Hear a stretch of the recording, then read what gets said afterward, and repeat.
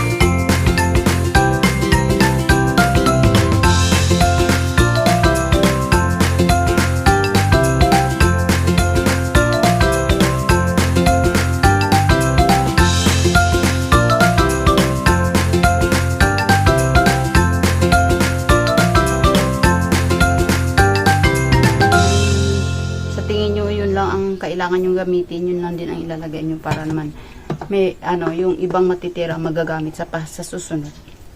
Bilogin lang siya ng ganito. Pagkatapos bilog, pagulungin siya sa sa flour.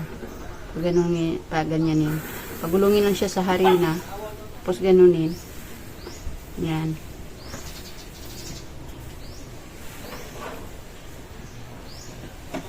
Yan. Lagay lang yan siya dyan sa tabi, no?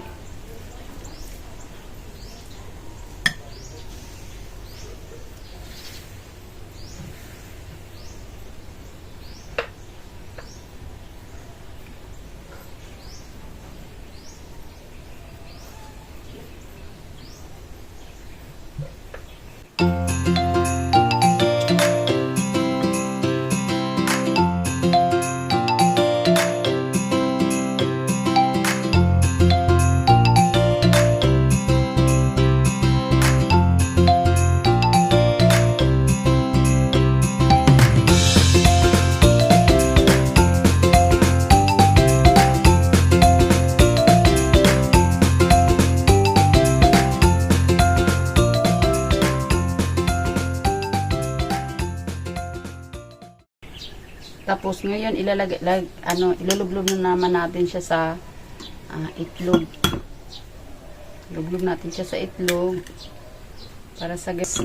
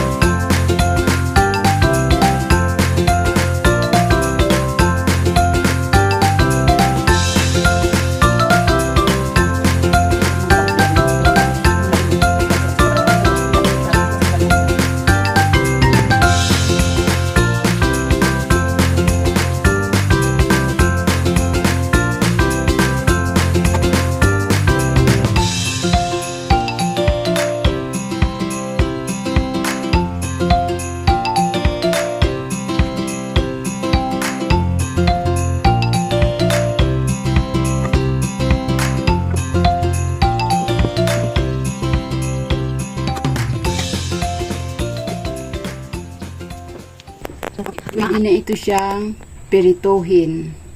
Tapos pirito, pwede na ilagay sa baunan, dalahin sa eskwelahan. Homemade nuggets, gawa ng kalabasa. Pangbaon, pangulam, pwede sa lahat kainin. Pangbata, pang matanda. Okay, huwag kalimutan mag-like, subscribe, and share. Okay, dito na lang ang ating video, ang ating pagluluto. Bukas na naman ulit. Kita-kita kids!